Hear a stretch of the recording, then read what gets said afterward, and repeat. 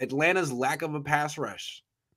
Yeah, To the me, Falcons really have struggled to bring pressure on opposing teams. So this seems to set up as another game where the 49ers could lean on that pass game for more than makes most of us comfortable.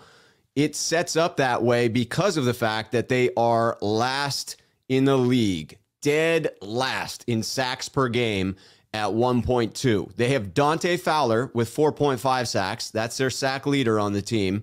Nobody else has more than 2 sacks. Dante Fowler has 4.5. Nobody else has more than 2. There really isn't a pass rush there. If you compare it to San Francisco's, they're 9th in the league, averaging 2.5 sacks per game. So more than double the production from San Francisco's defensive line.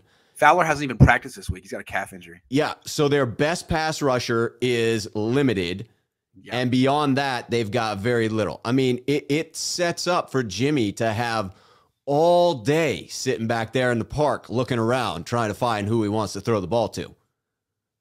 Yeah, and the way I look at it is, I mean, I was there in Cincinnati. Not that makes my perception any better, but the way I felt is that when he had a clean pocket, he was great. Yeah. I mean, he was really good. He was making throws down the field. He was getting to third reads. I mean, his touchdown pass to Kittle, he went right, middle, left, found Kittle late. I mean, it was really nice. But when there was a little bit of pressure on him, all of a sudden he was like tucking the ball with both hands and trying to run forward and get yards. It was like, whoa, man, you're not.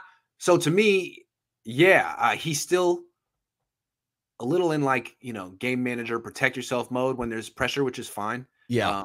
But when there's not, man, he looks like a hell of a quarterback right now. So looks like that's probably what it's going to look like this week. I would think so. Yeah. I'm going to keep my eye on Grady Jarrett, defensive tackle coming in. I mean, he is definitely a good player. You put him on Daniel Brunskill. I'm sorry. Right. Not a pass rusher, necessarily, but in this instance where you have a weaker interior line for San Francisco and you have Grady Jarrett as probably grading out as the best defensive lineman for Atlanta, that at least sets up to be the most interesting matchup because San Francisco, Jimmy Garoppolo in particular, does not deal well with that interior pressure. When it comes at him directly in his face, that blocks out where he wants to go with the ball, which is the middle of the field. Yeah, 2-3 years ago, Grady Jarrett was a really good pass rusher. Now he has 1 sack this year. I haven't been watching him much. But yeah, if it's coming from anywhere, it's coming from him. And if it's going to be coming from anywhere, it's going to be coming from the right because Lincoln Tomlinson's a good player. Daniel Brunskill is I couldn't call him good. So yeah, right. Something to watch for. Yep. Yeah, good in run blocking schemes, good at pulling, not a great pass blocker.